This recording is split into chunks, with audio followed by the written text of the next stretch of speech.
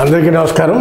ఇటీవల తెలంగాణ రాష్ట్ర హైకోర్టు ఒక వ్యాఖ్యానం చేశారు ఒక జడ్జి గారు. ఏమనగా అంటే ఇటీవల హైడ్రా చాలా చోట్ల కూల్చివేతలు ఇవన్నింటికి కూడా మూల కారణమైంది. హైడ్రా చర్యలు చాలామందికి బాధ కలిగించాయి, చాలామంది కోపాన్ని తెప్పించాయి, చాలామందిని నష్టపెట్టింది. ఇవన్నింటినీ పోల్చుకుంటే హైడ్రా అంటే ప్రజల్లో ఒక రకమైన ఏహభావం కలిగింది.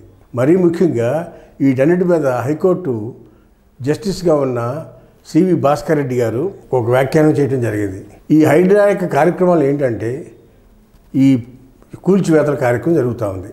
వీటిల్లో వాళ్ళు పర్మిషన్ ఇచ్చింది గవర్నమెంటే, వాళ్ళు కట్టుకునేందుకు అనుమతులు ఇచ్చింది గవర్నమెంటే, కానీ కూల్చివేసేది గవర్నమెంటే. ఈ నష్టపరిహారం ఎవరు ఇవ్వాలి? ప్రభుత్వం ఎందుకు ఇవ్వాలి?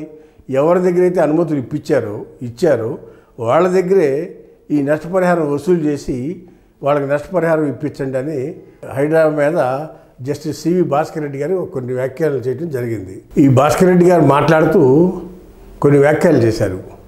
ఎవరైతే అనుమతులు ఇచ్చారో వారి దగ్గరే ఈ రికవరీ చేసి డబ్బులు ఆ కూల్చివేతదారులకు ఇవ్వమని మాట్లాడటం జరిగింది.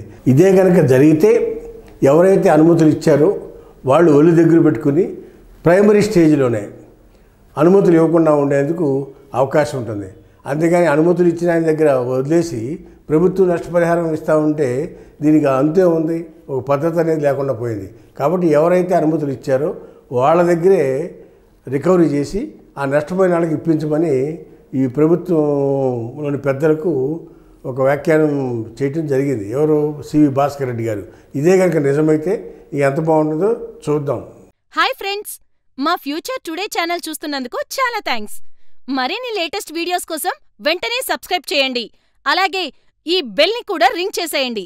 మా లేటెస్ట్ వీడియోస్ నోటిఫికేషన్స్ అన్నీ మీ మొబైల్లో వస్తాయి.